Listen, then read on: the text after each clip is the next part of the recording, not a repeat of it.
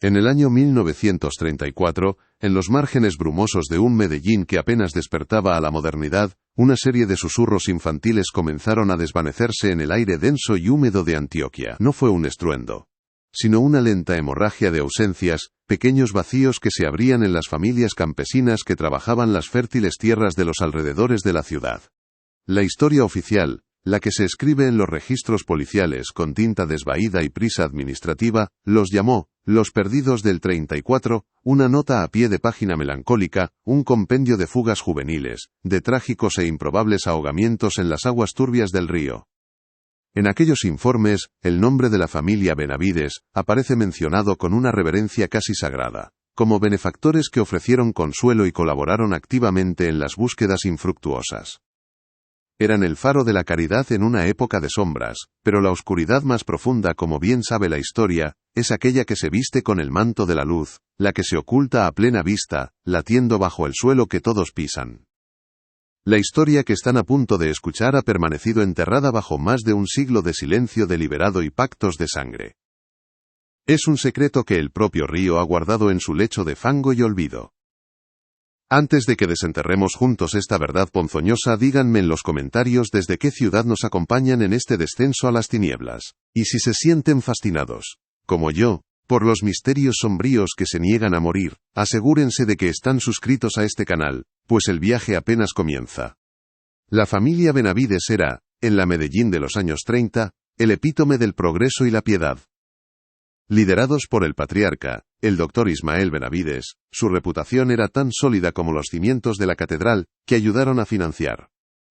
Era un hombre de ciencia y de fe, un filántropo cuya mano se extendía tanto para sanar a un enfermo en su clínica privada, como para firmar un generoso cheque a favor del orfanato local.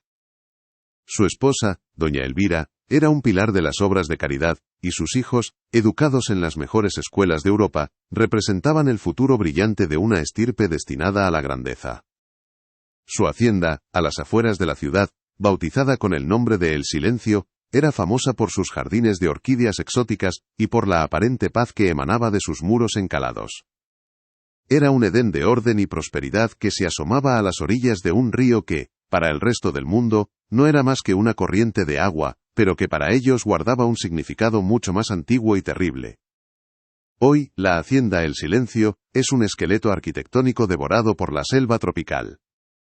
Las paredes que una vez reflejaron la luz de los candelabros de cristal ahora sudan una humedad verdosa, cubiertas de un líquen que parece un mapa de enfermedades dérmicas. El aire allí dentro es pesado, casi irrespirable, una mezcla nauseabunda del perfume dulzón de las flores de jengibre en descomposición, la fragancia de la madera de cedro pudriéndose lentamente, y un olor subyacente a tierra húmeda, a tierra que ha sido removida una y otra vez. Los grandes ventanales, despojados de sus cristales, son cuencas vacías que miran hacia el río, y el viento que se cuela por ellas no silba, sino que gime, arrastrando ecos de voces que el tiempo no ha conseguido borrar. El sonido dominante, sin embargo, es el murmullo incesante del río Medellín, una letanía grave y perpetua, que no suena como el fluir del agua, sino como un secreto contado en voz baja, un susurro que ha viajado 80 años para llegar hasta nuestros oídos. Nuestro guía en este laberinto de memoria y espanto es Mateo Benavides, un hombre de 40 y tantos años, archivista de profesión, bisnieto del infame doctor Ismael. Mateo es un hombre de lógica y método, un alma cartesiana atrapada en una herencia de susurros y miradas esquivas. Durante toda su vida, ha cargado con el peso de su apellido, sintiendo el estigma de un crimen sin nombre, una mancha invisible que percibía en el silencio incómodo de las reuniones familiares, en la forma en que los ancianos del pueblo se santiguaban al verlo pasar. Su motivación no es la curiosidad sino una necesidad visceral de comprensión, la búsqueda desesperada de una verdad que pueda, de una vez por todas, liberar a su linaje de la sombra, o confirmar, para su eterno horror, que la oscuridad que siempre ha intuido en los demás, también anida en su propia sangre. El catalizador de esta historia, el objeto que rasgó el velo del tiempo, no fue un mapa antiguo ni una confesión en el lecho de muerte, sino algo mucho más mundano, y por ello, más siniestro, un baúl de cedro. Tras la muerte de su abuela, la última de los hijos del doctor Ismael que quedaba con vida, Mateo heredó la llave de este arcón que había permanecido cerrado en el desván de la casa familiar durante décadas, un tabú de madera y latón que ningún miembro de la familia se había atrevido a profanar. Impulsado por una vida entera de preguntas sin respuesta, Mateo giró la llave en la cerradura oxidada. El aire que escapó del interior olía a tiempo estancado, a naftalina, a papel quebradizo y a algo más, un aroma sutil y metálico, casi imperceptible, como el de una moneda vieja. Dentro, bajo un ajuar de bautizo amarillento y un par de guantes de encaje, encontró el origen de toda la podredumbre. Un libro de contabilidad encuadernado en cuero oscuro. Al abrir el libro, Mateo no encontró cifras de cosechas ni registros de gastos domésticos. Lo que sus ojos contemplaron, bajo la caligrafía elegante y precisa de su bisabuelo, era un diario de horrores, un meticuloso registro de muerte. Las páginas estaban divididas en columnas. En la primera, una fecha, siempre coincidente con una noche de luna nueva. En la segunda, un nombre, el nombre de un niño o una niña. En la tercera, una serie de anotaciones crípticas, frases que helaban la sangre por su frialdad clínica y su fervor místico. Juan Giraldo, 9 de marzo de 1934. Extracción del mal completada. El recipiente ha sido purificado. Lucía Vélez, 7 de abril de 1934. Ofrenda aceptada por el agua. La mancha se diluye. Hermanos Restrepo, 5 de mayo de 1934. Doble sacrificio para una doble impureza. El linaje respira. No era un diario, era un libro de contabilidad del alma, donde las vidas de niños inocentes eran anotadas como deudas saldadas con una deidad invisible y sedienta. El primer instinto de Mateo fue el de un archivero, contrastar la información. Pasó las siguientes semanas sumergido en el polvo de los archivos municipales de Medellín, buscando los periódicos de 1934. El olor a papel viejo y a moho se convirtió en su única compañía mientras sus dedos, manchados de tinta, recorrían las páginas de los diarios de la época. La correlación era perfecta, escalofriante. Cada nombre que aparecía en el libro de su bisabuelo correspondía con la noticia de la desaparición de un niño en las zonas rurales cercanas a la hacienda. Las crónicas periodísticas eran breves, teñidas de un paternalismo condescendiente hacia las familias campesinas, atribuyendo las ausencias a la negligencia de los padres o a la naturaleza indómita de los niños. La policía, según los artículos, había realizado exhaustivas búsquedas con la inestimable ayuda del doctor Benavides, quien incluso ofreció recompensas de su propio bolsillo. Era una farsa macabra, una obra de teatro donde el asesino interpretaba el papel del salvador. La investigación de Mateo se adentró en terrenos más pantanosos. En los archivos eclesiásticos, descubrió registros de donaciones anónimas, pero de cantidades exorbitantes, hechas a la diócesis en las semanas posteriores al cierre de cada investigación policial. El patrón era innegable. El silencio se compraba con oro, la conciencia de un pueblo se adormecía con la caridad del verdugo. Su búsqueda lo llevó a una pista aún más tangible, una caja de correspondencia olvidada en los archivos de un antiguo juzgado. Dentro, encontró una carta, escrita con una caligrafía torpe y desesperada. Pertenecía a una joven sirvienta llamada Inés, que había huido de la hacienda El Silencio, en el verano de 1934, dejando atrás todas sus pertenencias. En la carta dirigida a su hermana, describía un miedo que se le había metido en los huesos, un terror que no se atrevía a nombrar del todo. La carta de Inés era un testimonio fragmentado, el relato febril de alguien que ha vislumbrado el abismo. Describía misas extrañas que la familia Benavides celebraba en las noches sin luna, no en la capilla de la hacienda, sino en la orilla misma del río. Hablaba de cánticos en una lengua que no era latín ni español, un murmullo gutural, que parecía imitar el sonido del agua. Mencionaba el olor a incienso mezclado con algo más, algo químico y dulce que le provocaba mareos, un aroma que hoy Mateo, con el estómago encogido, identificó como el del cloroformo. La sirvienta contaba cómo, después de estas ceremonias nocturnas, un silencio antinatural se apoderaba de la hacienda durante días, un silencio pesado, denso, como el que sigue a una tragedia indecible.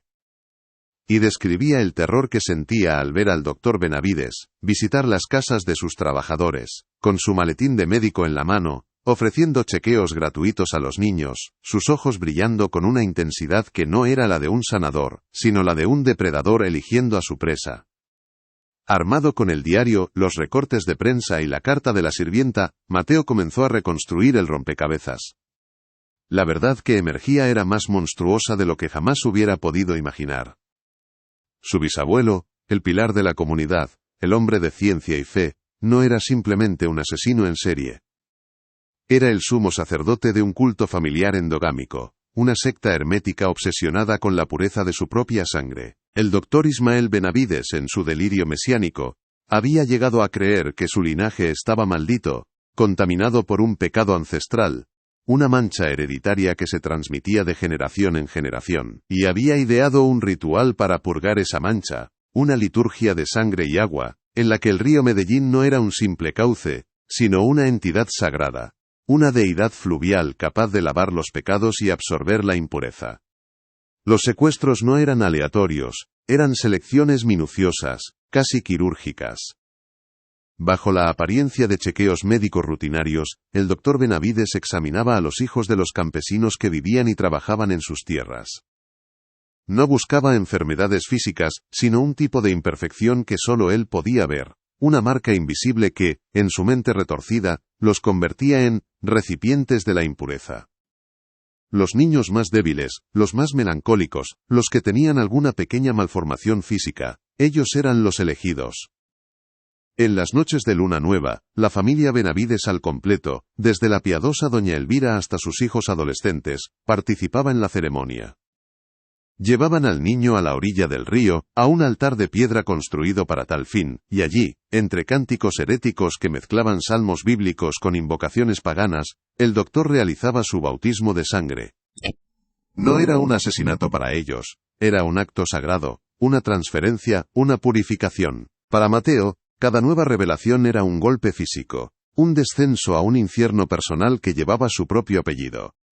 El sótano de la casa familiar, que siempre había estado cerrado con llave, se convirtió en su siguiente objetivo. Forzó la cerradura y un olor acre y metálico, el fantasma del cloroformo y la sangre vieja, le asaltó, casi haciéndole vomitar. A la luz de una linterna, descubrió un pequeño dispensario médico improvisado. Había una camilla de exploración con correas de cuero, instrumental quirúrgico oxidado, y frascos de cristal con etiquetas amarillentas que contenían sedantes potentes.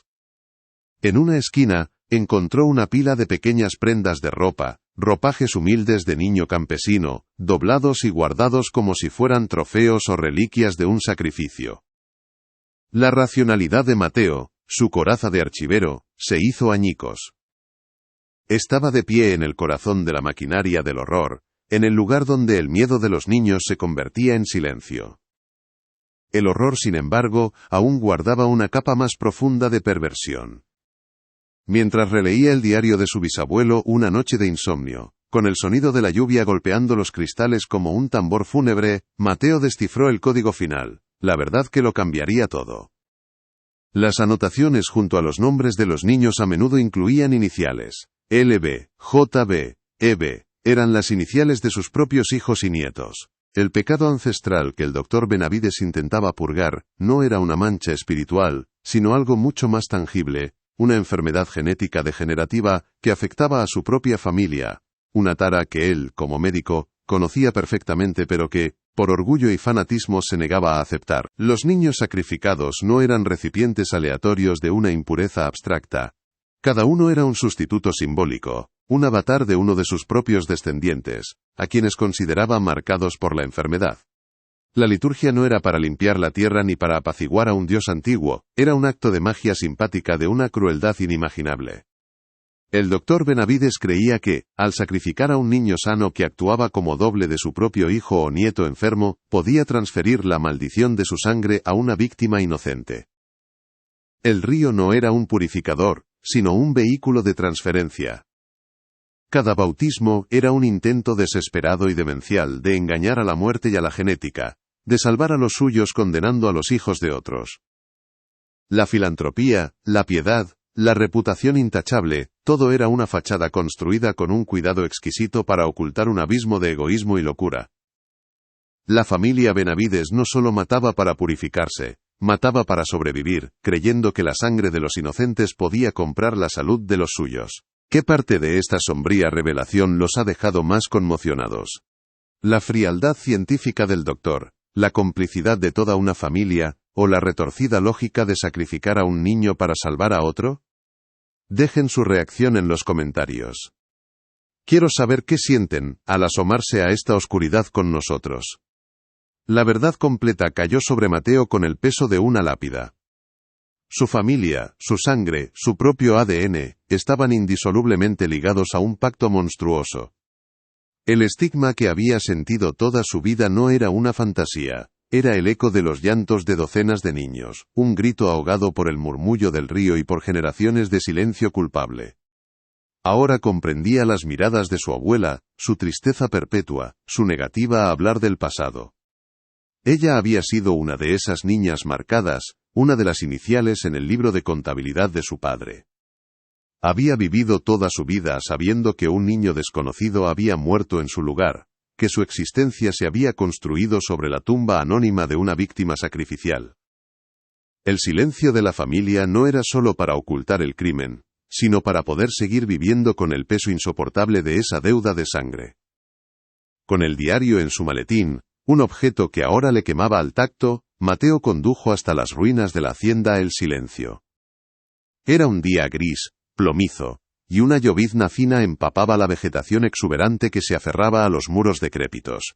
El aire olía a ozono y a tierra mojada. Ignoró la casa principal, el escenario de la preparación, y caminó directamente hacia la orilla del río, siguiendo un sendero casi borrado por el tiempo. El murmullo del agua se hizo más fuerte, más presente, como si el río supiera que alguien había venido a escuchar su historia, y entonces lo vio. Semiocultos por el fango y las raíces de un ceibo centenario, los cimientos de una extraña estructura de piedra. Unas pocas losas planas, dispuestas en semicírculo, con una piedra más grande y lisa en el centro, erosionada por décadas de corriente. Era el altar fluvial. El lugar donde la fe se había convertido en carnicería. De pie en ese lugar maldito, con el libro de cuero oscuro en la mano, Mateo cerró los ojos. El mundo real se desvaneció, y la historia lo reclamó. Pudo oírlo todo. El crepitar de las antorchas en la noche sin luna, sus llamas anaranjadas danzando sobre las aguas negras del río. Los cánticos de su familia, un coro de voces familiares entonando una blasfemia, pudo oler el incienso y el cloroformo. Y sobre todo, pudo oír el llanto aterrorizado de un niño, un sollozo ahogado por una mano enguantada mientras su bisabuelo, con la mirada febril de un profeta, lo levantaba hacia el cielo oscuro antes de sumergirlo en el abrazo helado y definitivo del agua. El murmullo del río dejó de ser un sonido ambiental, y se transformó en un coro de voces infantiles, un lamento polifónico que emergía de las profundidades, acusándolo no por sus actos, sino por su sangre, por ser el custodio final de su memoria olvidada. Abrió los ojos. El aguacero se había intensificado. Las gotas de lluvia golpeaban la superficie del río, creando miles de pequeñas coronas que se deshacían al instante.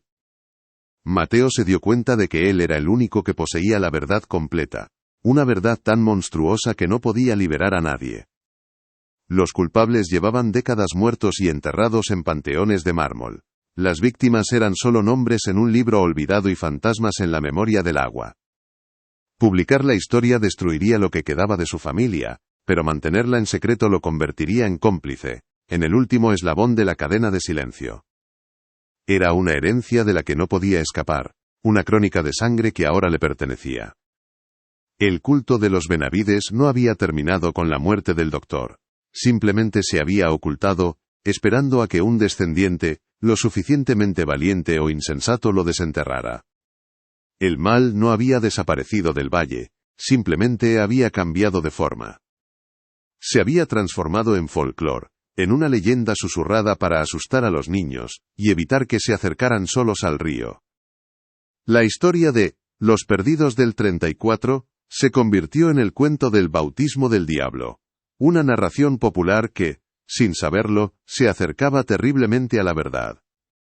Los lugareños, descendientes de aquellas familias campesinas, comenzaron a dejar pequeñas cruces de madera y flores blancas en la orilla, cerca de las ruinas de la hacienda. Era una tumba simbólica, Un acto de memoria inconsciente para los niños que nunca tuvieron un lugar donde ser llorados, cuyas únicas lápidas eran las piedras del lecho del río. La verdad, aunque desconocida en sus detalles, había permeado la tierra, dejando una cicatriz psíquica en el paisaje.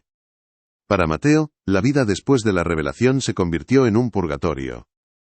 El insomnio se apoderó de sus noches, pobladas por pesadillas de agua oscura y rostros infantiles que lo miraban con ojos vacíos. El sonido del agua corriente, el simple acto de abrir un grifo o escuchar la lluvia, le provocaba ataques de pánico helado.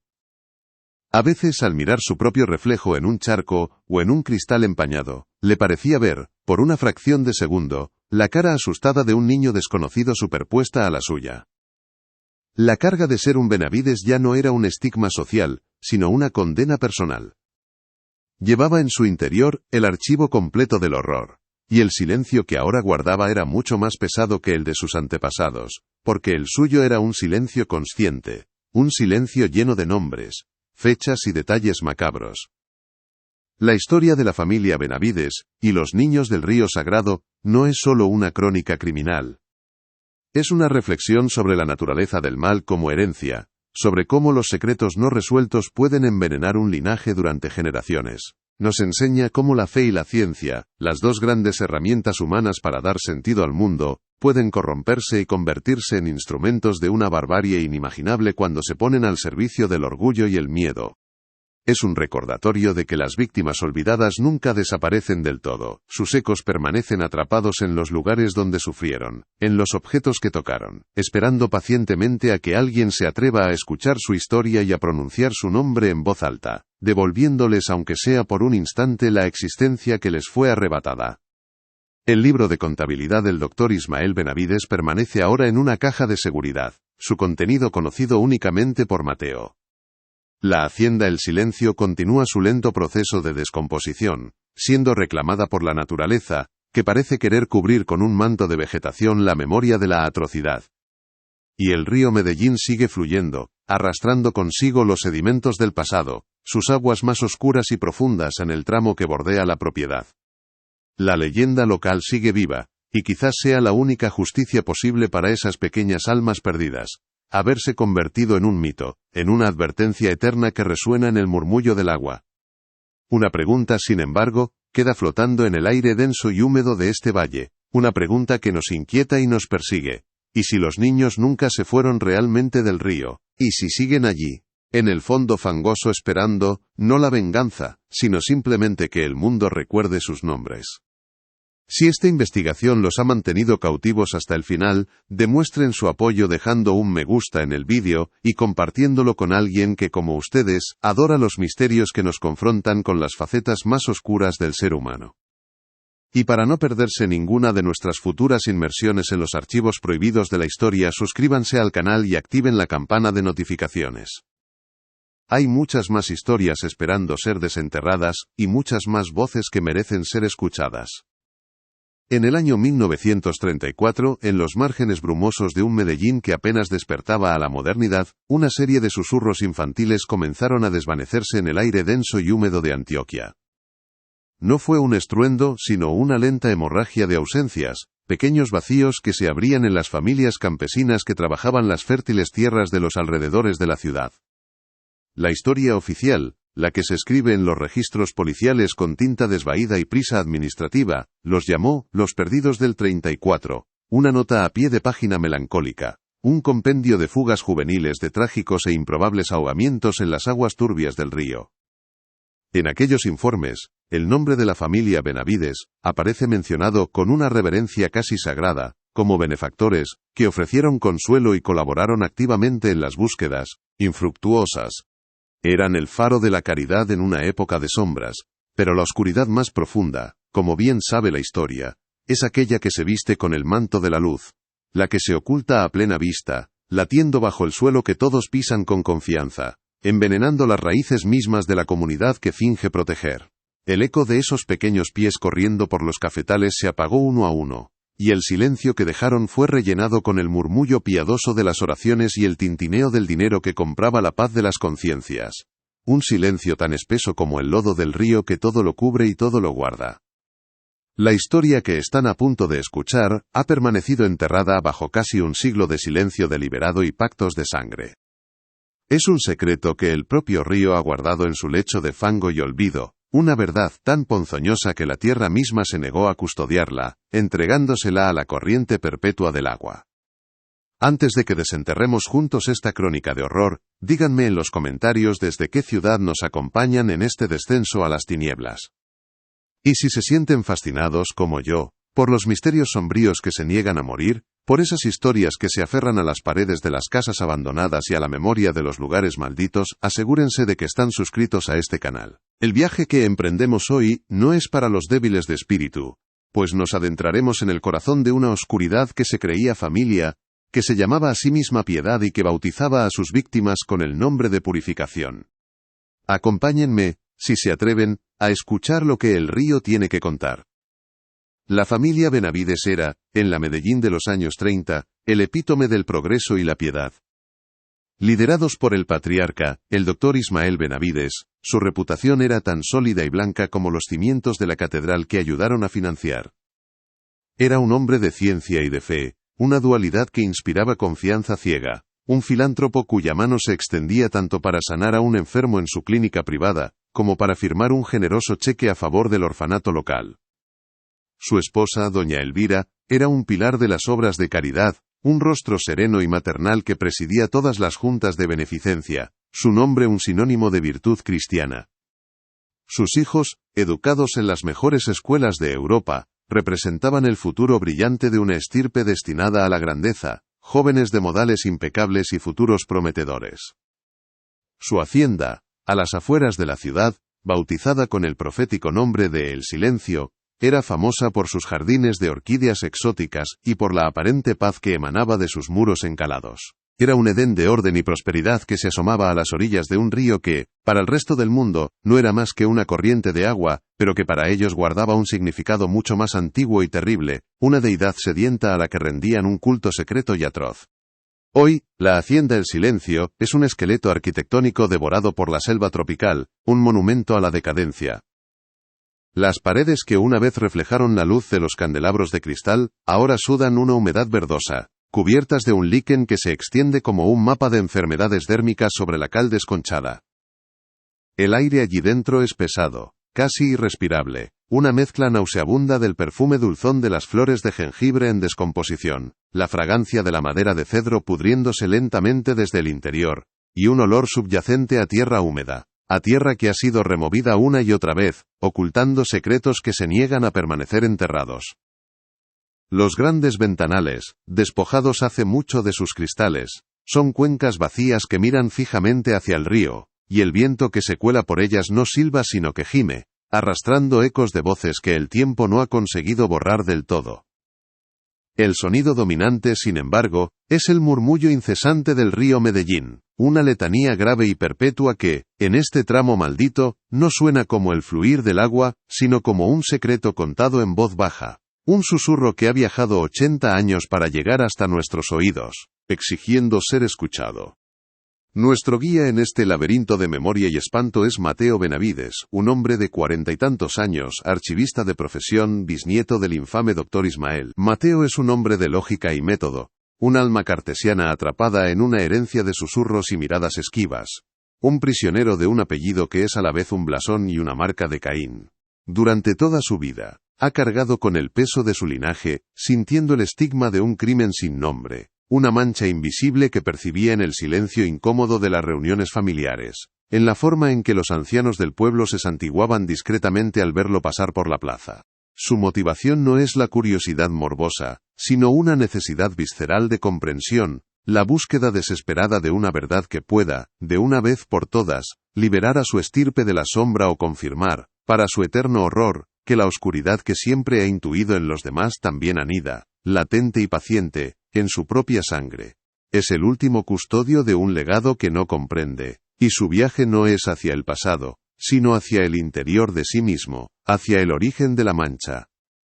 El catalizador de esta historia, el objeto que rasgó el velo del tiempo, no fue un mapa antiguo ni una confesión en el lecho de muerte, sino algo mucho más mundano, y por ello, más siniestro, un baúl de cedro macizo, Tras la muerte de su abuela, la última de los hijos del doctor Ismael que quedaba con vida, Mateo heredó la llave de este arcón que había permanecido cerrado en el desván de la casa familiar durante décadas, un tabú de madera y latón que ningún miembro de la familia se había atrevido a profanar, como si temieran lo que pudiera escapar de su interior. Impulsado por una vida entera de preguntas sin respuesta, por la necesidad de dar un nombre al fantasma que lo perseguía, Mateo giró la llave en la cerradura oxidada. El aire que escapó del interior olía a tiempo estancado, a naftalina, a papel quebradizo y a algo más, un aroma sutil y metálico, casi imperceptible, como el de una moneda vieja o el de la sangre seca. Dentro, bajo un ajuar de bautizo amarillento y un par de guantes de encaje ajados, encontró el origen de toda la podredumbre, un libro de contabilidad encuadernado en cuero oscuro, casi negro, frío al tacto. Al abrir aquel libro, Mateo no encontró cifras de cosechas ni registros de gastos domésticos, como una parte de su mente, la más racional y desesperada, aún anhelaba encontrar. Lo que sus ojos contemplaron, bajo la caligrafía elegante y precisa de su bisabuelo, era un diario de horrores, un meticuloso registro de muerte que se extendía página tras página con la frialdad de un informe de laboratorio. El papel, grueso y de un color amarillento, casi como la piel de un enfermo, estaba dividido en columnas perfectamente trazadas con tinta negra que no había perdido su intensidad. En la primera, una fecha siempre coincidente, como descubriría más tarde, con una noche de luna nueva, esa cuña de oscuridad absoluta en el calendario celeste. En la segunda, un nombre, a veces solo uno, a veces dos, siempre el de un niño o una niña de las familias que servían en la hacienda. En la tercera, una serie de anotaciones crípticas, frases, que helaban la sangre por su desapego clínico y su fervor místico, una combinación imposible que hablaba de una mente profundamente fracturada. Era el lenguaje de un dios personal y monstruoso, un dialecto de locura escrito con la pluma de la ciencia. La primera entrada que leyó, la que rompió la última barrera de su negación, fue la que lo perseguiría en sus pesadillas durante el resto de su vida. Juan Giraldo, 9 de marzo de 1934. Extracción del mal completada. El recipiente ha sido purificado. La ofrenda es devuelta al agua primigenia.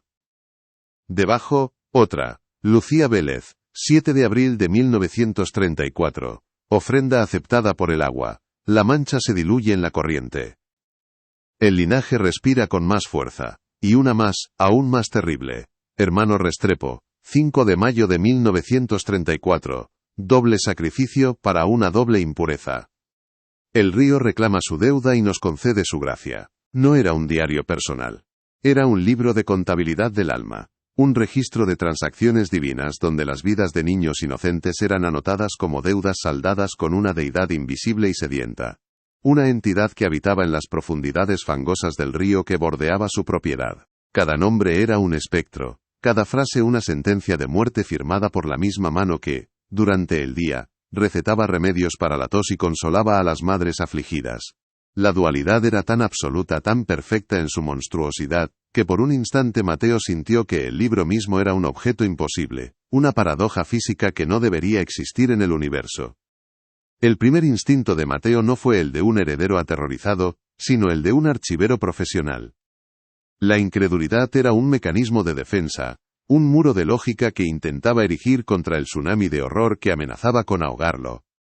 Necesitaba pruebas, corroboración, un ancla en la realidad objetiva que le impidiera caer en el abismo que se abría a sus pies. Cerró el libro con un gesto lento, casi reverencial, como si temiera que los nombres escritos en su interior pudieran escapar y materializarse en la habitación. El olor a papel viejo y a secreto se aferró a sus manos.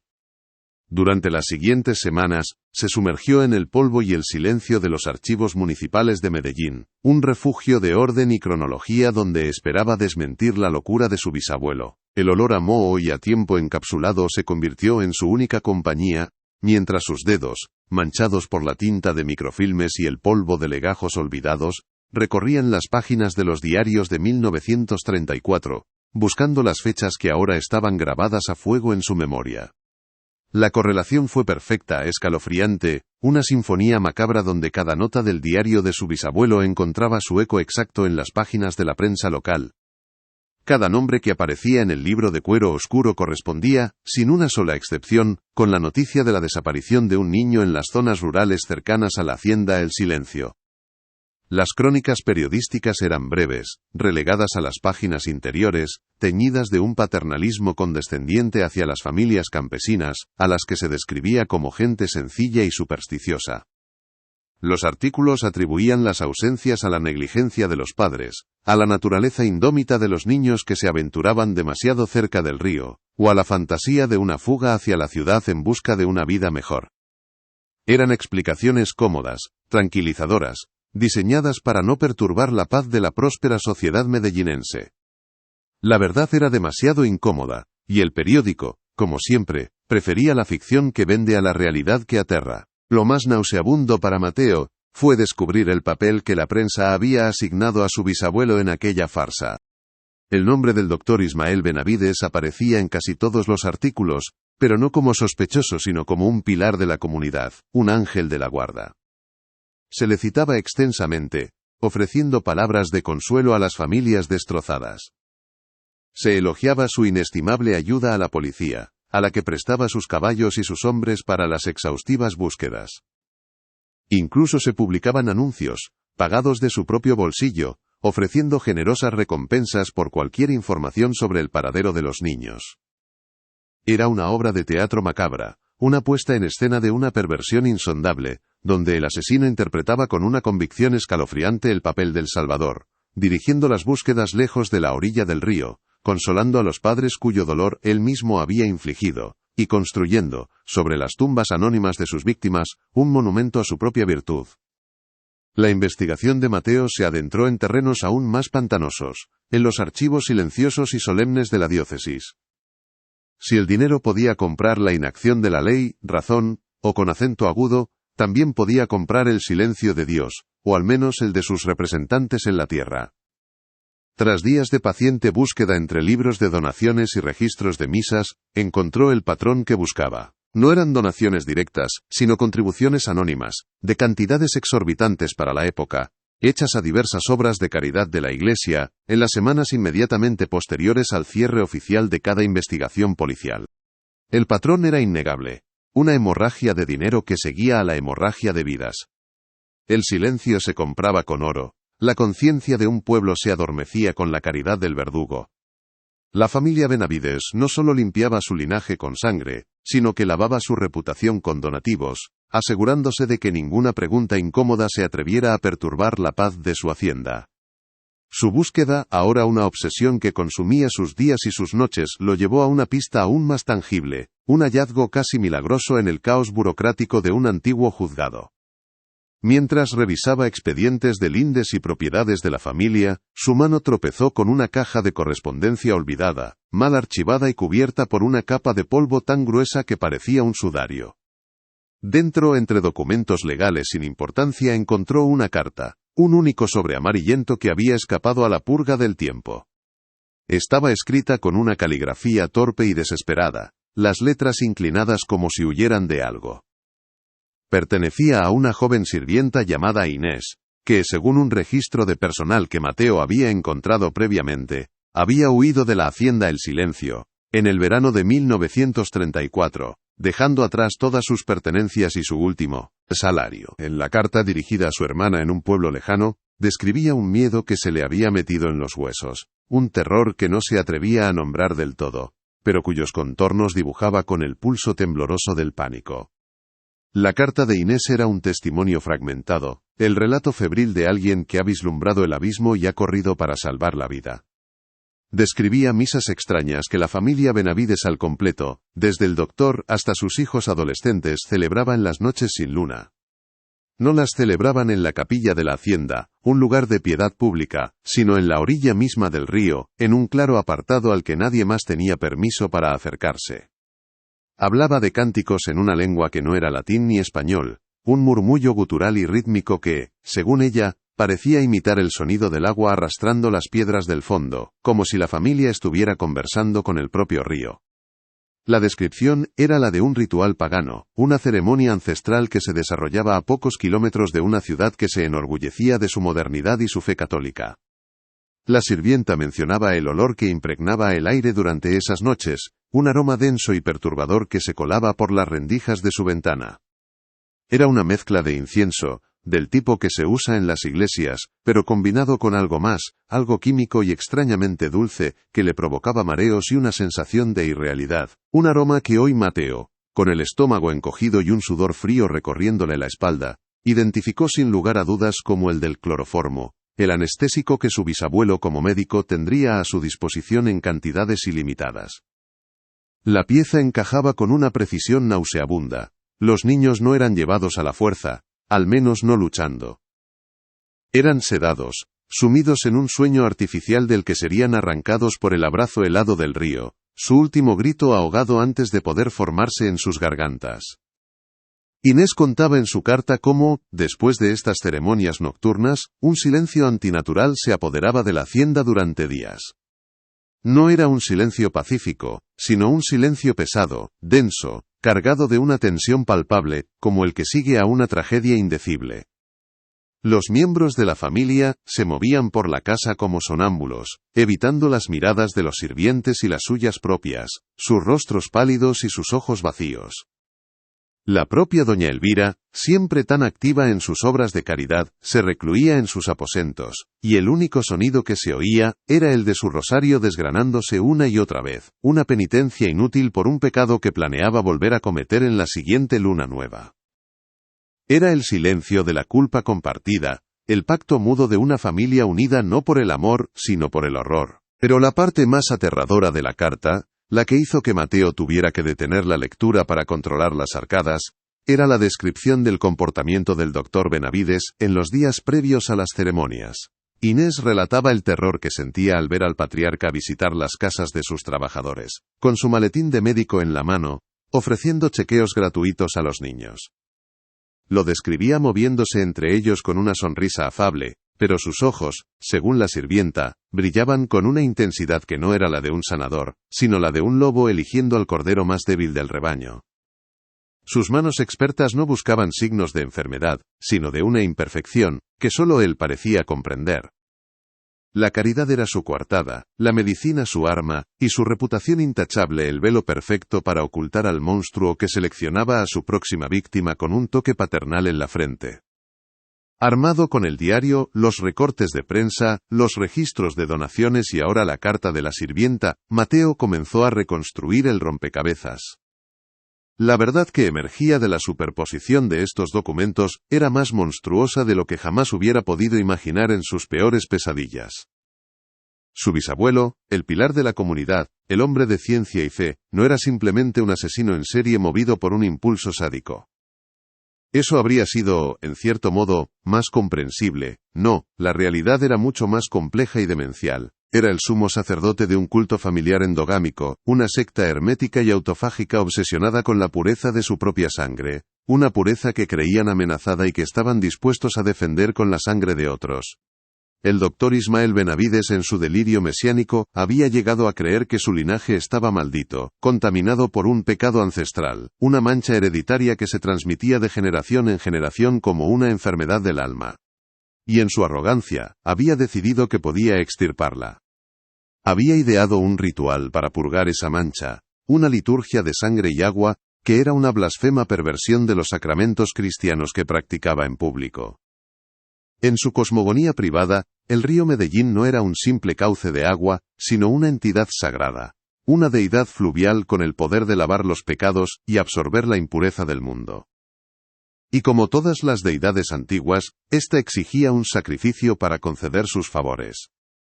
Los secuestros no eran aleatorios, eran selecciones minuciosas, casi quirúrgicas, basadas en criterios que solo existían en la mente retorcida del doctor. Bajo la apariencia de chequeos médicos rutinarios, el doctor Benavides examinaba a los hijos de los campesinos que vivían y trabajaban en sus tierras, personas que dependían de él para todo y que jamás habrían cuestionado sus intenciones. No buscaba enfermedades físicas comunes, sino un tipo de imperfección que solo él podía ver, una marca invisible que, en su lógica de mente, los convertía en recipientes de la impureza, en portadores perfectos del mal que él quería purgar de su propia familia. los niños más débiles, los más melancólicos, los que tenían alguna pequeña malformación física o un lunar en el lugar equivocado. Ellos eran los elegidos para llevarse la mancha de los Benavides a una tumba de agua y fango. En las noches de luna nueva, la familia Benavides al completo, desde la piadosa doña Elvira hasta sus hijos educados en Europa, participaba en la ceremonia. No había disidentes. El culto lo abarcaba todo. Llevaban al niño elegido, ya adormecido por el cloroformo, a la orilla del río, a un altar de piedra construido para tal fin, un lugar que no aparecía en ningún mapa de la propiedad. Y allí, entre cánticos heréticos que mezclaban salmos bíblicos con invocaciones paganas dirigidas al espíritu del agua, el doctor realizaba su bautismo de sangre. Para ellos, no era un asesinato, era un acto sagrado, una transferencia metafísica, una purificación.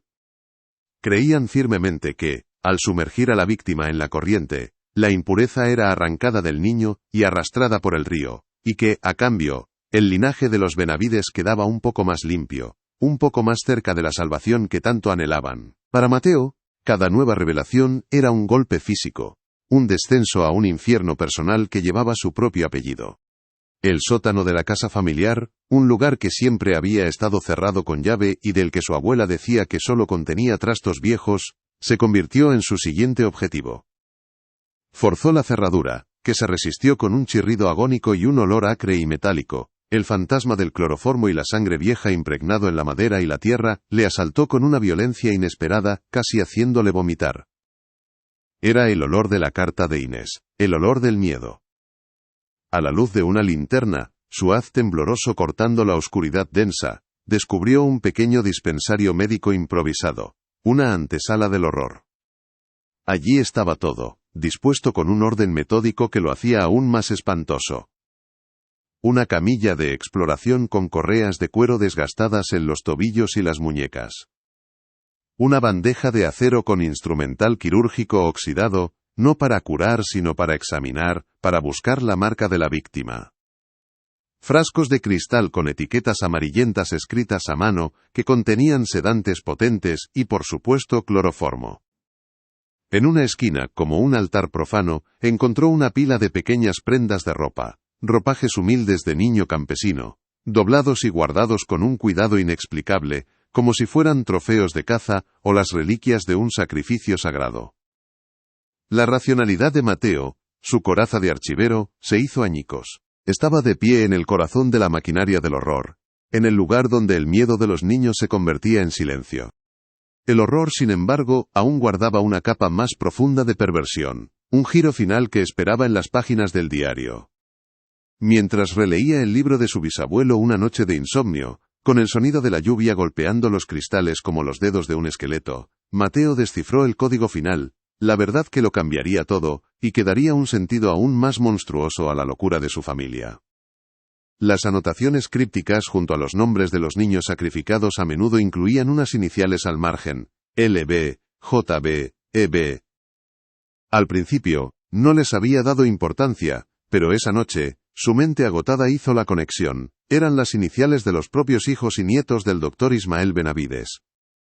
Su abuela, Leonor Benavides, su tío abuelo, Jaime Benavides, su tía, Esther Benavides. El rompecabezas estaba completo, y la imagen que formaba era la del infierno. El pecado ancestral que el doctor Benavides intentaba purgar con tanta desesperación no era una mancha espiritual, una metáfora de la imperfección humana, sino algo mucho más tangible y aterrador. Una enfermedad genética degenerativa que afectaba a su propia familia, una tara que él, como médico, conocía perfectamente, pero que por un orgullo patológico y un fanatismo religioso, se negaba a aceptar como un simple capricho de la biología. Los niños sacrificados no eran recipientes aleatorios de una impureza abstracta. Cada uno era un sustituto simbólico. Un avatar de carne y hueso, un doble sacrificial de uno de sus propios descendientes a quienes consideraba marcados por la enfermedad desde su nacimiento. No mataba por un dios, mataba por su propio ego. La liturgia no era para limpiar la tierra ni para apaciguar a una deidad fluvial. Era un acto de magia simpática de una crueldad inimaginable. Una lógica esotérica llevada a su conclusión más sangrienta. El doctor Benavides, en la cumbre de su locura, Creía que, al sacrificar a un niño campesino sano que actuaba como doble de su propio hijo o nieto enfermo, podía transferir la maldición de su sangre a una víctima inocente. El río no era un purificador, sino un vehículo de transferencia, una alcantarilla metafísica. Cada bautismo era un intento desesperado y demencial de engañar a la muerte y a la genética, de salvar a los suyos condenando a los hijos de otros. La filantropía, la piedad, la reputación intachable, todo era una fachada construida con un cuidado exquisito para ocultar un abismo de egoísmo y locura. La familia Benavides no solo mataba para purificarse, mataba para sobrevivir, creyendo que la sangre de los inocentes podía comprar la salud de los suyos. ¿Qué parte de esta sombría revelación los ha dejado más conmocionados? La frialdad científica con la que un médico planificaba la muerte, la complicidad silenciosa de toda una familia en la atrocidad, o la retorcida y desesperada lógica de sacrificar a un niño inocente para intentar salvar a otro. Dejen su reacción en los comentarios.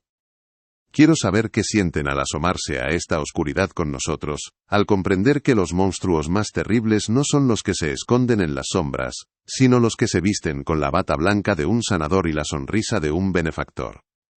La verdad completa cayó sobre Mateo con el peso aplastante de una lápida de granito. Su familia, su sangre, su propio ADN, estaban indisolublemente ligados a un pacto monstruoso que se había sellado con la vida de docenas de niños. El estigma que había sentido toda su vida no era una fantasía, no era la paranoia de un hombre sensible, era el eco real de los llantos de esas víctimas, un grito ahogado por el murmullo del río y por generaciones de silencio culpable. Ahora comprendía las miradas evasivas de su abuela, su tristeza perpetua, su negativa casi patológica a hablar del pasado o de su padre. Ella había sido una de esas niñas marcadas, una de las iniciales en el libro de contabilidad de su padre. Había vivido toda su vida, 80 años de existencia, sabiendo que un niño desconocido había muerto en su lugar, que su salud, su longevidad, se había construido sobre la tumba anónima de una víctima sacrificial. El silencio de la familia no era solo para ocultar el crimen a los ojos del mundo, sino para poder seguir viviendo consigo mismos, con el peso insoportable de esa deuda de sangre. Con el diario en su maletín, un objeto que ahora le quemaba al tacto como si estuviera hecho de brasas, Mateo condujo hasta las ruinas de la hacienda, el silencio. Era un día gris, plomizo, y una llovizna fina y persistente empapaba la vegetación exuberante que se aferraba a los muros decrépitos, como un amante desesperado. El aire olía a ozono, a tierra mojada, y a la descomposición dulce de las orquídeas salvajes. Ignoró la casa principal, el escenario de la preparación y la espera, y caminó directamente hacia la orilla del río, siguiendo un sendero casi borrado por el tiempo y la maleza, un camino que sus antepasados habían recorrido tantas veces en la oscuridad. El murmullo del agua se hizo más fuerte, más presente, casi conversacional, como si el río supiera que alguien había venido por fin a escuchar su historia completa, sin intermediarios. Y entonces lo vio. Semiocultos por el fango y las raíces nudosas de un ceibo centenario, los cimientos de una extraña estructura de piedra emergían de la tierra. Eran apenas unas pocas losas planas, de un color oscuro, y cubiertas de musgo, dispuestas en un semicírculo que se abría hacia la corriente. En el centro, una piedra más grande y lisa, con una leve concavidad en su superficie, estaba erosionada por décadas de corriente y olvido. No había duda. Era el altar fluvial. El lugar donde la ciencia se había retorcido hasta convertirse en superstición. Donde la fe se había podrido hasta convertirse en carnicería. Era el punto exacto donde la historia de su familia se había hundido en la leyenda negra del valle. Mateo sintió el frío de la piedra subir por las suelas de sus zapatos, un frío que no era de la humedad, sino del tiempo y del dolor. De pie en ese lugar maldito, con el libro de cuero oscuro en la mano como un texto sagrado al revés. De pie en ese lugar maldito, con el libro de cuero oscuro en la mano como un texto sagrado al revés, Mateo cerró los ojos, permitiendo que el murmullo del río y el olor a tierra mojada lo transportaran. El mundo real, el del siglo XXI, con sus ruidos de motores lejanos y su luz eléctrica, se desvaneció, y la historia lo reclamó por completo, arrastrándolo a una oscuridad que era a la vez ajena y terriblemente familiar, una oscuridad que corría por sus propias venas. Pudo oírlo todo, no con sus oídos, sino con una percepción más profunda, la memoria de la sangre. El crepitar de las antorchas en la noche sin luna, sus llamas anaranjadas y temblorosas danzando sobre las aguas negras y aceitosas del río, arrancando reflejos efímeros que parecían almas ahogadas intentando alcanzar la superficie. Los cánticos de su propia familia, un coro de voces que reconocería en cualquier parte, las mismas voces que le habían cantado nanas y contado cuentos, ahora entonando una blasfemia rítmica y gutural, una letanía que era a la vez oración y sentencia de muerte. Pudo oler el incienso dulzón, denso y litúrgico, mezclado con el aroma químico y enfermizo del cloroformo que se evaporaba en el aire húmedo de la noche, un perfume profano que adormecía la conciencia tanto como a la víctima. Y sobre todo, con una claridad que le desgarró el alma, pudo oír el llanto aterrorizado de un niño, un sollozo ahogado, sofocado por una mano enguantada de cuero fino mientras su bisabuelo, el doctor Ismael Benavides, con la mirada febril de un profeta enloquecido, lo levantaba hacia el cielo oscuro, como Abraham ofreciendo a Isaac, antes de sumergirlo sin vacilación en el abrazo helado y definitivo del agua. No hubo un grito, solo el sonido sordo de la inmersión, el chapoteo violento seguido de un silencio repentino y absoluto, un silencio que era más ruidoso que cualquier alarido. El murmullo del río dejó de ser un simple sonido ambiental, y se transformó en un coro de voces infantiles, un lamento polifónico que emergía desde las profundidades fangosas, acusándolo no por sus actos, sino por su sangre, por ser el custodio final de su memoria olvidada, el último eslabón de una cadena forjada con silencio y huesos pequeños. Cada ola que llegaba a la orilla parecía susurrar un nombre. Juan, Lucía, los hermanos Restrepo, y Mateo supo, con una certeza que lo heló hasta la médula, que el río recordaba. Abrió los ojos bruscamente, jadeando, como si él mismo hubiera estado bajo el agua. El aguacero se había intensificado, convirtiendo la fina llovizna en un diluvio torrencial. Las gotas de lluvia golpeaban la superficie del río con una furia inusitada, creando miles de pequeñas coronas que se deshacían al instante, como si el cielo estuviera llorando por las atrocidades que esa tierra había presenciado.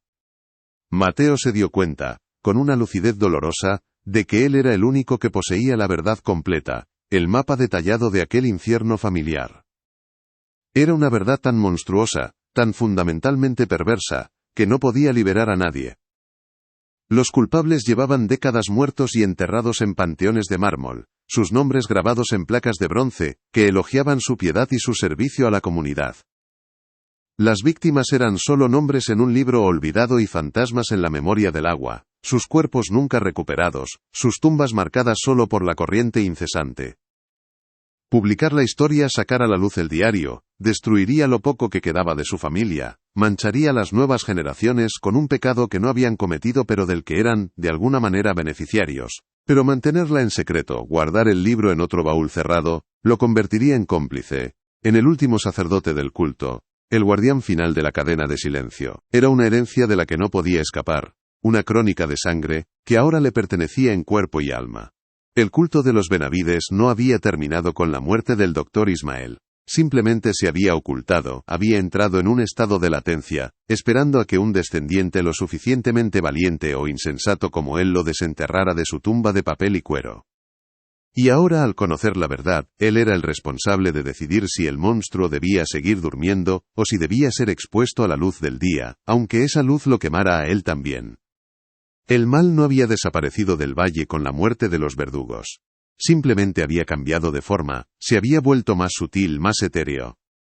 Se había transformado en folclore, en una leyenda susurrada junto al fuego en las noches de tormenta, un cuento macabro para asustar a los niños, y evitar que se acercaran solos al río.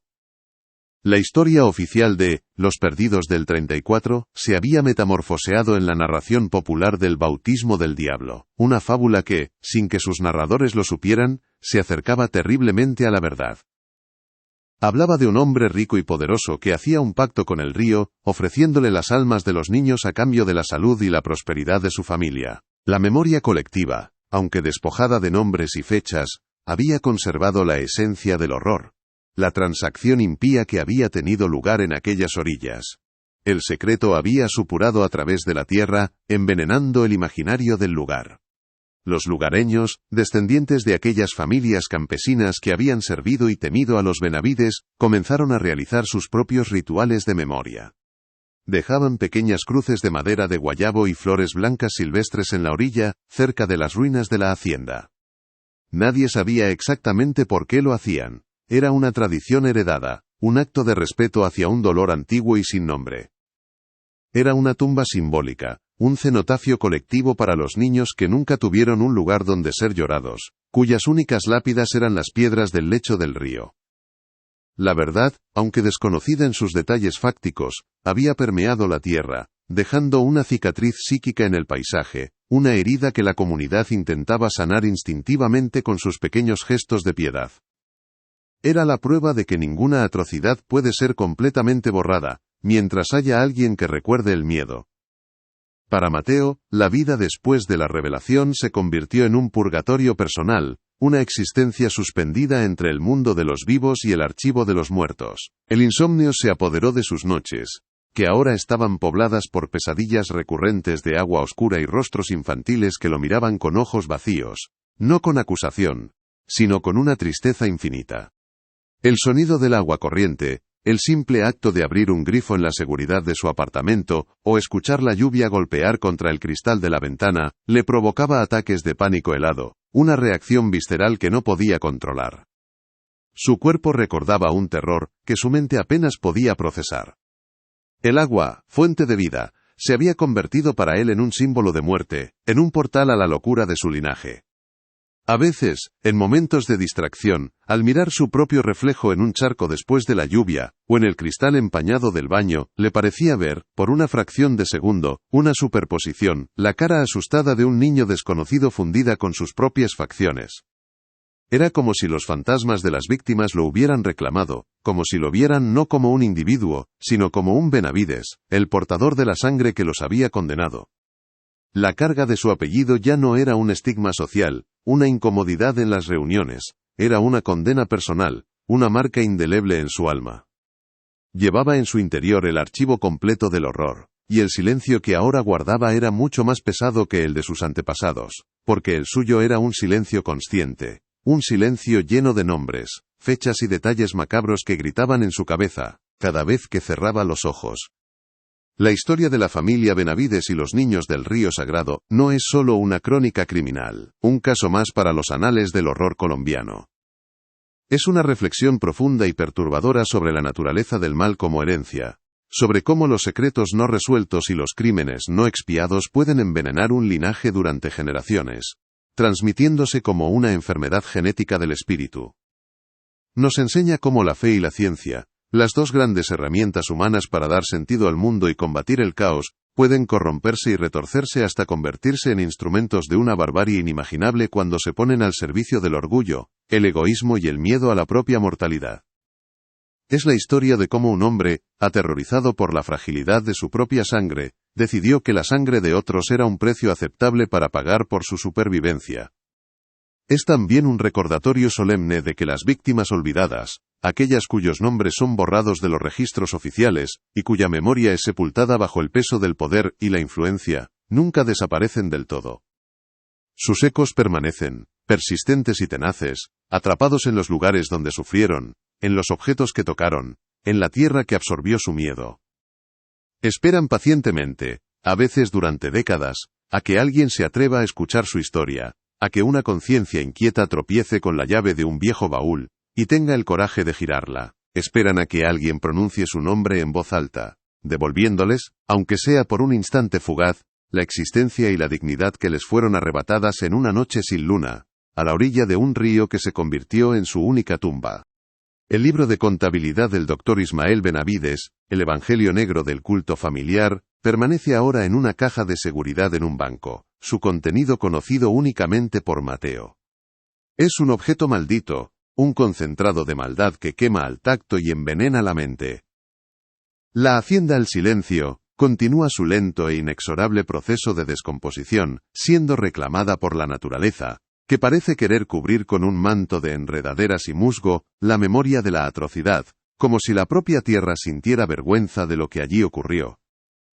Y el río Medellín sigue fluyendo, indiferente y eterno, arrastrando consigo los sedimentos del pasado, sus aguas notablemente más oscuras y profundas en el tramo que bordea la propiedad, como si la sangre derramada hubiera teñido su lecho para siempre. La leyenda local sigue viva, transmitiéndose de padres a hijos, y quizás esa sea la única justicia posible, la única victoria póstuma para esas pequeñas almas perdidas, haberse convertido en un mito, en una advertencia eterna que resuena en el murmullo del agua. Una pregunta, sin embargo, queda flotando en el aire denso y húmedo de este valle, una pregunta que nos inquieta y nos persigue mucho después de que los detalles de la historia comiencen a desvanecerse, una pregunta que Mateo se hace cada noche antes de sucumbir a un sueño intranquilo. ¿Y si los niños nunca se fueron realmente del río? ¿Y si siguen allí, en el fondo fangoso, atrapados entre el mundo de los vivos y el de los muertos, esperando, no la venganza, sino simplemente que el mundo por fin recuerde sus nombres? La verdad, una vez desenterrada, se convierte en una entidad viva, ya no es un simple conjunto de hechos, sino una fuerza que exige una resolución. Para Mateo, el conocimiento se había convertido en una carga insoportable. Cada objeto de su casa que había pertenecido a su abuela, cada fotografía familiar en la pared, se había transformado en un recordatorio del pacto de sangre.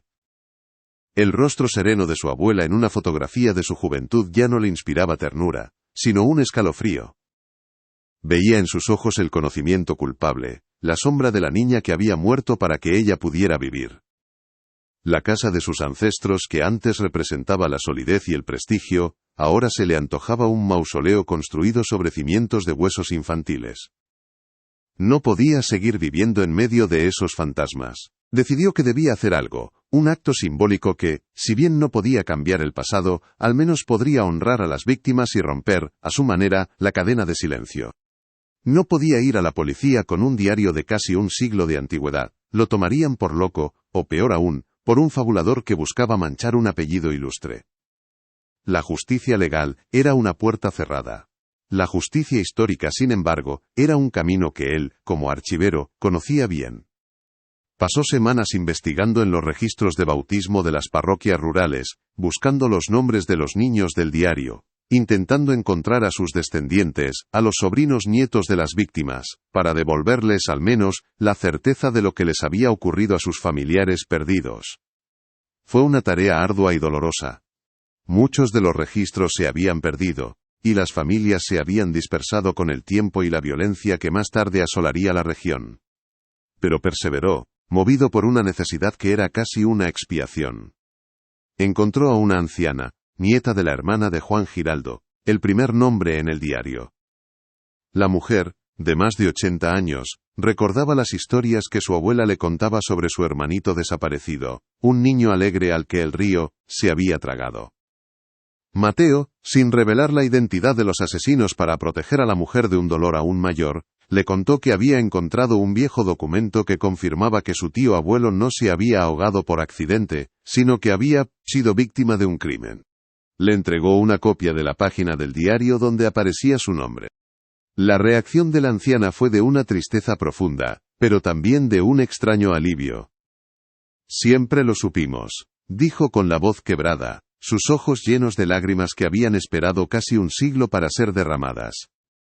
«Mi abuela siempre dijo que al niño se lo llevaron, que el río no se lo tragó, que se lo ofrecieron». La verdad, incluso en su forma más brutal, era preferible a la incertidumbre, al vacío de una desaparición sin explicación. Aquella confesión parcial, aquel pequeño acto de restitución histórica, no borró el crimen, pero le dio un nombre, le dio una forma. Por primera vez, el fantasma de Juan Giraldo tenía un doliente que sabía que su muerte no había sido un accidente, sino una injusticia. Para Mateo fue un paso minúsculo, pero fue el primer paso para salir de la parálisis del horror. Este encuentro lo cambió. Se dio cuenta de que su misión no era exponer a su familia, sino rescatar a las víctimas del olvido. El diario del Dr. Benavides no era solo una crónica del mal, sino también el único registro que quedaba de la existencia de aquellos niños. Se convirtió en el archivero de los muertos, el custodio de sus historias. Comenzó a escribir, no un informe para la policía, sino una crónica detallada de todo lo que había descubierto, un documento que algún día, quizás después de su propia muerte, podría ser encontrado, un testimonio para la historia. Era su forma de asegurarse de que el silencio de los Benavides no fuera la última palabra, que el murmullo del río al final encontrara una voz humana que tradujera su lamento. El proceso de escribir fue catártico y tortuoso. Cada palabra que tecleaba era como remover la tierra de una tumba. Revivía el miedo de Inés al escribir sobre su carta, la arrogancia de su bisabuelo al transcribir las entradas del diario, y el dolor inimaginable de los padres que buscaron a sus hijos en vano. Se obligó a imaginar a cada niño, a darles un rostro, una personalidad, una vida más allá de la fría anotación en el libro de contabilidad. Juan Giraldo, que quizás soñaba con ser futbolista; Lucía Vélez, que seguramente ayudaba a su madre a recoger flores; los hermanos Restrepo, que probablemente jugaban a esconderse entre los cafetales. Al darles humanidad, les estaba arrebatando el estatus de recipientes de impureza que su bisabuelo les había impuesto.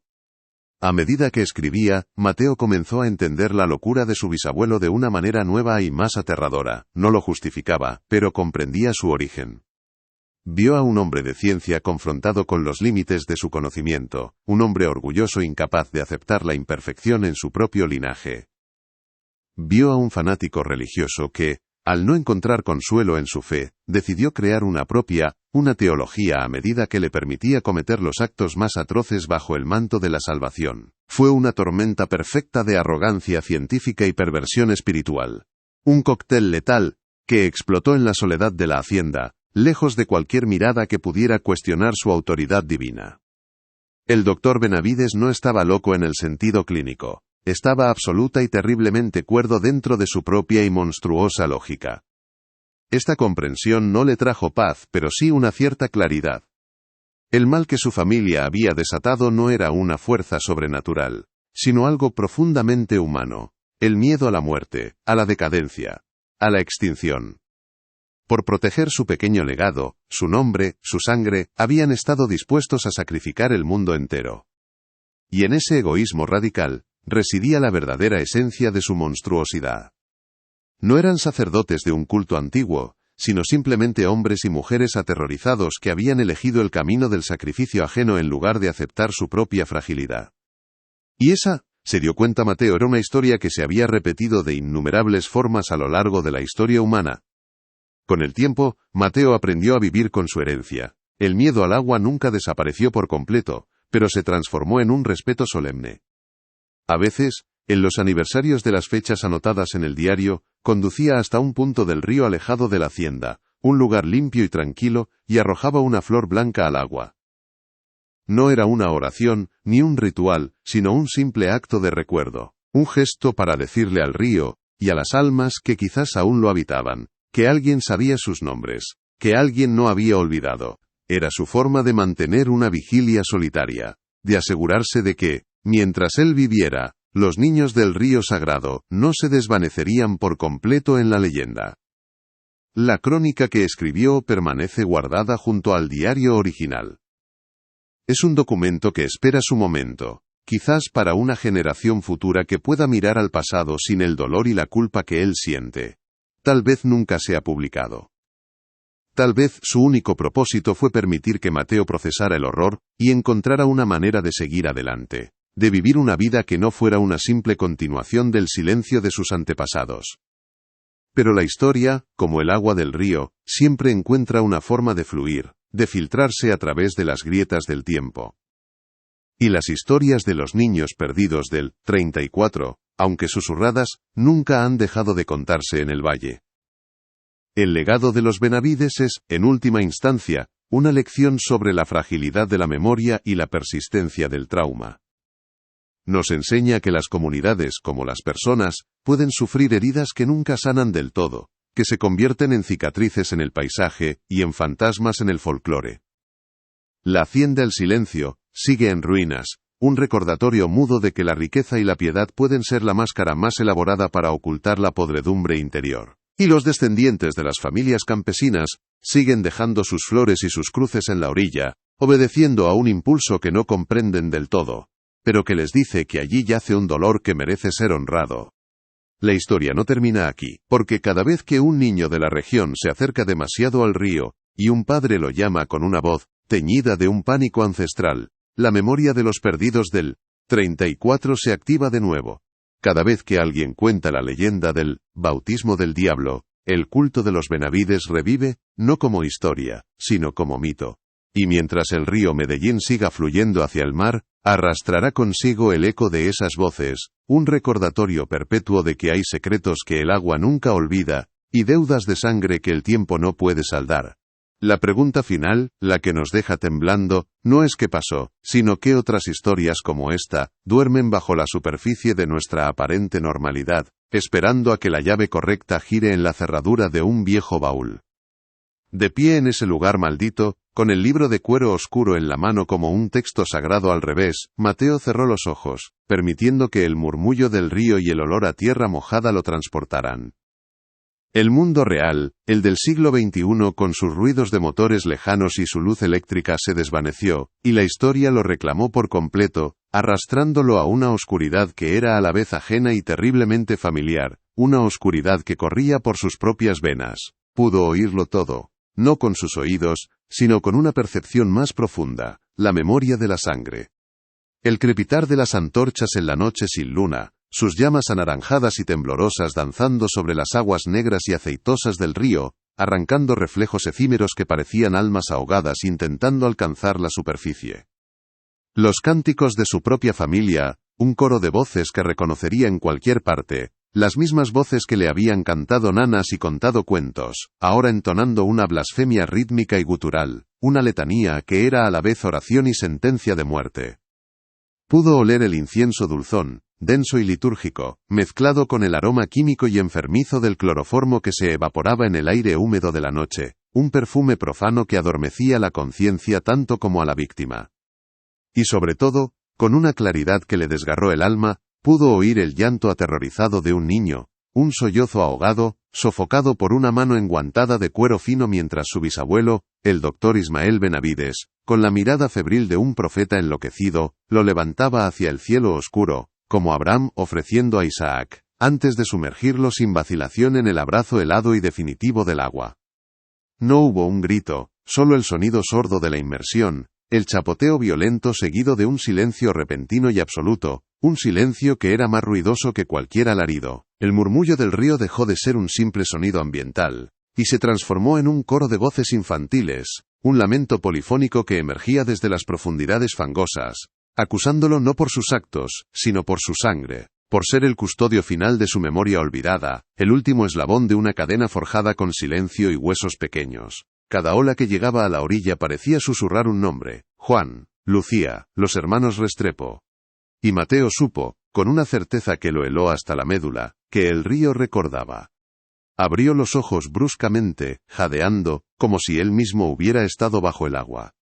El aguacero se había intensificado, convirtiendo la fina llovizna en un diluvio torrencial. Las gotas de lluvia golpeaban la superficie del río con una furia inusitada, creando miles de pequeñas coronas que se deshacían al instante, como si el cielo estuviera llorando por las atrocidades que esa tierra había presenciado. Mateo se dio cuenta, con una lucidez dolorosa, de que él era el único que poseía la verdad completa, el mapa detallado de aquel infierno familiar. Era una verdad tan monstruosa, tan fundamentalmente perversa, que no podía liberar a nadie. Los culpables llevaban décadas muertos y enterrados en panteones de mármol, sus nombres grabados en placas de bronce que elogiaban su piedad y su servicio a la comunidad. Las víctimas eran solo nombres en un libro olvidado y fantasmas en la memoria del agua, sus cuerpos nunca recuperados, sus tumbas marcadas solo por la corriente incesante. Publicar la historia, sacar a la luz el diario, destruiría lo poco que quedaba de su familia, mancharía a las nuevas generaciones, con un pecado que no habían cometido pero del que eran, de alguna manera, beneficiarios. Pero mantenerla en secreto, guardar el libro en otro baúl cerrado, lo convertiría en cómplice, en el último sacerdote del culto, el guardián final de la cadena de silencio. Era una herencia de la que no podía escapar, una crónica de sangre que ahora le pertenecía en cuerpo y alma. El culto de los Benavides no había terminado con la muerte del doctor Ismael, simplemente se había ocultado, había entrado en un estado de latencia, esperando a que un descendiente lo suficientemente valiente o insensato como él lo desenterrara de su tumba de papel y cuero. Y ahora, al conocer la verdad, Él era el responsable de decidir si el monstruo debía seguir durmiendo, o si debía ser expuesto a la luz del día, aunque esa luz lo quemara a él también. El mal no había desaparecido del valle con la muerte de los verdugos, simplemente había cambiado de forma, se había vuelto más sutil, más etéreo. Se había transformado en folclore, en una leyenda susurrada junto al fuego en las noches de tormenta, un cuento macabro para asustar a los niños y evitar que se acercaran solos al río. La historia oficial de Los Perdidos del 34 se había metamorfoseado en la narración popular del Bautismo del Diablo, una fábula que, sin que sus narradores lo supieran, se acercaba terriblemente a la verdad. Hablaba de un hombre rico y poderoso que hacía un pacto con el río, ofreciéndole las almas de los niños a cambio de la salud y la prosperidad de su familia. La memoria colectiva, aunque despojada de nombres y fechas, había conservado la esencia del horror, la transacción impía que había tenido lugar en aquellas orillas. Los lugareños, descendientes de aquellas familias campesinas que habían servido y temido a los Benavides, comenzaron a realizar sus propios rituales de memoria. Dejaban pequeñas cruces de madera de guayabo y flores blancas silvestres en la orilla, cerca de las ruinas de la hacienda. Nadie sabía exactamente por qué lo hacían. Era una tradición heredada, un acto de respeto hacia un dolor antiguo y sin nombre. Era una tumba simbólica, un cenotafio colectivo para los niños que nunca tuvieron un lugar donde ser llorados, cuyas únicas lápidas eran las piedras del lecho del río. La verdad, aunque desconocida en sus detalles fácticos, había permeado la tierra, dejando una cicatriz psíquica en el paisaje, una herida que la comunidad intentaba sanar instintivamente con sus pequeños gestos de piedad. Para Mateo, la vida después de la revelación se convirtió en un purgatorio personal, una existencia suspendida entre el mundo de los vivos y el archivo de los muertos. El insomnio se apoderó de sus noches, que ahora estaban pobladas por pesadillas recurrentes de agua oscura y rostros infantiles que lo miraban con ojos vacíos, no con acusación, sino con una tristeza infinita. El sonido del agua corriente, el simple acto de abrir un grifo en la seguridad de su apartamento o escuchar la lluvia golpear contra el cristal de la ventana, le provocaba ataques de pánico helado, una reacción visceral que no podía controlar. Su cuerpo recordaba un terror que su mente apenas podía procesar. El agua, fuente de vida, se había convertido para él en un símbolo de muerte, en un portal a la locura de su linaje. A veces, en momentos de distracción, al mirar su propio reflejo en un charco después de la lluvia o en el cristal empañado del baño, le parecía ver, por una fracción de segundo, una superposición, la cara asustada de un niño desconocido fundida con sus propias facciones. Era como si los fantasmas de las víctimas lo hubieran reclamado, como si lo vieran no como un individuo, sino como un Benavides, el portador de la sangre que los había condenado. La carga de su apellido ya no era un estigma social, una incomodidad en las reuniones, era una condena personal, una marca indeleble en su alma, llevaba en su interior el archivo completo del horror. Y el silencio que ahora guardaba era mucho más pesado que el de sus antepasados, porque el suyo era un silencio consciente. Un silencio lleno de nombres, fechas y detalles macabros que gritaban en su cabeza cada vez que cerraba los ojos. La historia de la familia Benavides y los niños del río Sagrado no es solo una crónica criminal, un caso más para los anales del horror. Es una reflexión profunda y perturbadora sobre la naturaleza del mal como herencia, sobre cómo los secretos no resueltos y los crímenes no expiados pueden envenenar un linaje durante generaciones, transmitiéndose como una enfermedad genética del espíritu. Nos enseña cómo la fe y la ciencia, las dos grandes herramientas humanas para dar sentido al mundo y combatir el caos, pueden corromperse y retorcerse hasta convertirse en instrumentos de una barbarie inimaginable, cuando se ponen al servicio del orgullo, el egoísmo y el miedo a la propia mortalidad. Es la historia de cómo un hombre, aterrorizado por la fragilidad de su propia sangre, decidió que la sangre de otros era un precio aceptable para pagar por su supervivencia. Es también un recordatorio solemne de que las víctimas olvidadas, aquellas cuyos nombres son borrados de los registros oficiales y cuya memoria es sepultada bajo el peso del poder y la influencia, nunca desaparecen del todo. Sus ecos permanecen, persistentes y tenaces, atrapados en los lugares donde sufrieron, en los objetos que tocaron, en la tierra que absorbió su miedo. Esperan pacientemente, a veces durante décadas, a que alguien se atreva a escuchar su historia. A que una conciencia inquieta tropiece con la llave de un viejo baúl, y tenga el coraje de girarla. Esperan a que alguien pronuncie su nombre en voz alta, devolviéndoles, aunque sea por un instante fugaz, la existencia y la dignidad que les fueron arrebatadas en una noche sin luna, a la orilla de un río que se convirtió en su única tumba. El libro de contabilidad del Dr. Ismael Benavides, El Evangelio Negro del Culto Familiar, permanece ahora en una caja de seguridad en un banco, su contenido conocido únicamente por Mateo. Es un objeto maldito, un concentrado de maldad que quema al tacto y envenena la mente. La hacienda El Silencio continúa su lento e inexorable proceso de descomposición, siendo reclamada por la naturaleza, que parece querer cubrir con un manto de enredaderas y musgo la memoria de la atrocidad, como si la propia tierra sintiera vergüenza de lo que allí ocurrió. Y el río Medellín sigue fluyendo, indiferente y eterno, arrastrando consigo los sedimentos del pasado, sus aguas notablemente más oscuras y profundas en el tramo que bordea la propiedad, como si la sangre derramada hubiera teñido su lecho para siempre. La leyenda local sigue viva, transmitiéndose de padres a hijos, y quizás esa sea la única justicia posible, la única victoria póstuma para esas pequeñas almas perdidas. Haberse convertido en un mito, en una advertencia eterna que resuena en el murmullo del agua. Una pregunta, sin embargo, queda flotando en el aire denso y húmedo de este valle, una pregunta que nos inquieta y nos persigue mucho después de que los detalles de la historia comiencen a desvanecerse. Una pregunta que Mateo se hace cada noche antes de sucumbir a un sueño intranquilo, ¿y si los niños nunca se fueron realmente del río? ¿Y si siguen allí, en el fondo fangoso, atrapados entre el mundo de los vivos y el de los muertos, esperando, no la venganza, sino simplemente que el mundo, por fin recuerde sus nombres?